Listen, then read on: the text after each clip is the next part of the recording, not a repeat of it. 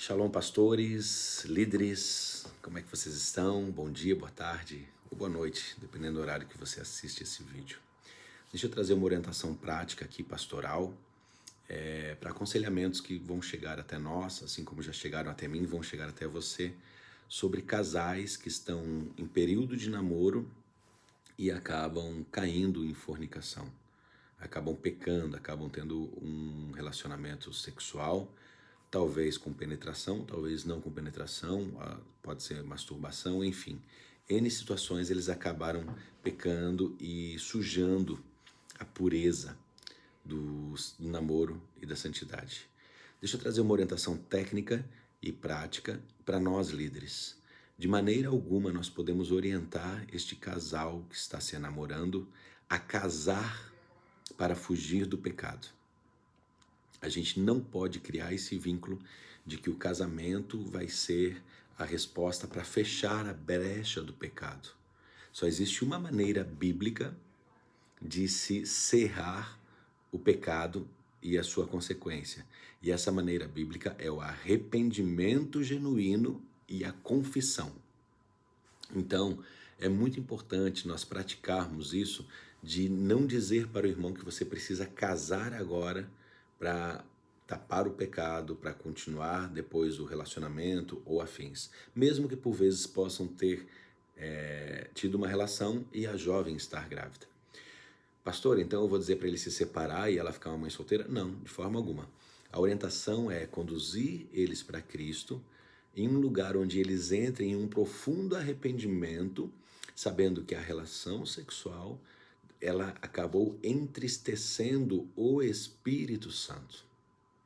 Ela acabou ferindo o coração do Espírito Santo, que confiou essa jovem nas mãos deste jovem e vice-versa, e tanto um quanto o outro defraudou algo que pertencia ao Espírito Santo. É muito importante gerar esse entendimento, porque o corpo da jovem e o corpo do jovem não pertencem um ao outro antes do casamento. Eles são templos e pertencem ao Espírito Santo. Somente após o casamento é que o corpo da mulher passa a pertencer do homem e do homem pertencer à mulher. Então é importante conduzir o casal para este lugar de entendimento, onde eles se arrependam, sabendo que eles roubaram algo do Espírito Santo, tomaram algo para si. E após esse entendimento, aí sim sugere-se um período de santificação, um propósito, onde eles não vão ter relações sexuais por opção e decisão própria. Sugere-se, a decisão é deles. Você nunca vai impor, a decisão é deles.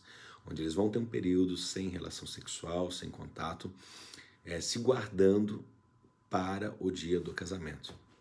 Essa é uma orientação muito prática, muito técnica, mas para trazer luz para aqueles que estão se namorando, porque senão corre-se o risco, como nós vimos muitas vezes, de casar para poder continuar fazendo sexo, continuar a ter relações sexuais, sair do pecado, e depois casa-se pelo motivo errado, e aí quando chega a idade da maturidade lá na frente, você é acusado, você recebe uma série de ataques, e acaba às vezes até colocando em xeque o próprio casamento. Casei porque estava grávida e não o amava, tá bem?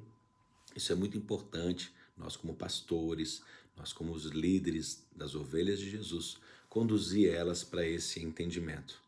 Outro adendo, para não ficar o vídeo muito longo, pastor, e beijar pode, beijar não pode?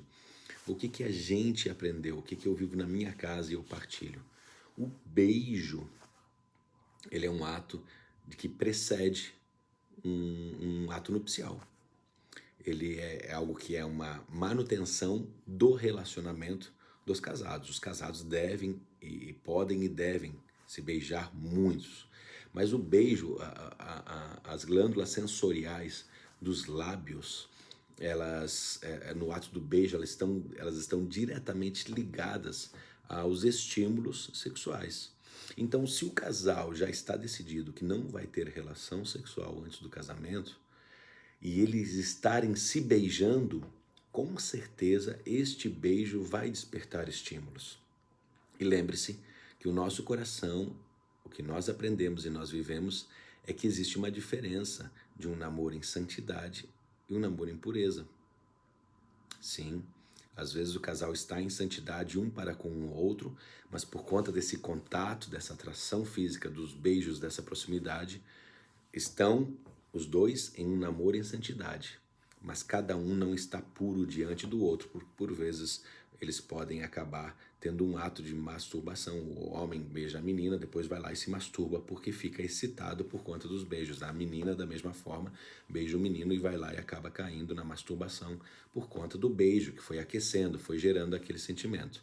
Ou quando não, por vezes, numa situação muito pior, acaba se quebrando essa santidade, essa pureza, e os dois acabam tendo um contato físico, atrelando que o sexo é somente quando há penetração. E aí acha, casando, que casou virgem, que está tudo bem, mas teve um namoro inteiro firmado na lascívia e não na responsabilidade do Espírito Santo. Pastores, essa é a nossa orientação. Orientem as ovelhas de Jesus na igreja, onde quer que Deus os leve, para que possam realmente ser instruídos acerca de um namoro puro e na presença de Jesus, tá bom? Amo vocês. Qualquer dúvida sobre esse tema, nos procure. Temos aqui também os pastores que cuidam de casais, os pastores que estão à frente do MMI, para poder dar todo o suporte e contribuir com a edificação desse tema. Sei que muito em breve também teremos os nossos cursos de integridade sexual. No tempo certo, Deus vai estabelecer e a gente vai poder edificar o corpo de Cristo com esses ensinamentos à luz da palavra, tá bom? Amo vocês e quero orar por vocês. Querido Jesus, eu apresento aqui os líderes da tua igreja, aqueles que foram comissionados para cuidar das tuas ovelhas.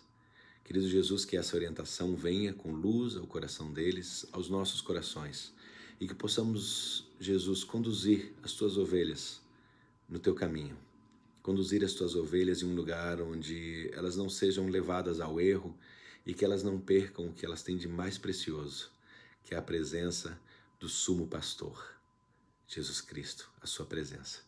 Assim, eu abençoo os meus irmãos, capacita eles, traz entendimento, traz revelação, traz fome e sede pela palavra, revelação da palavra e principalmente uma expectativa e percepção acerca do que o Espírito Santo pode fazer na vida de cada um.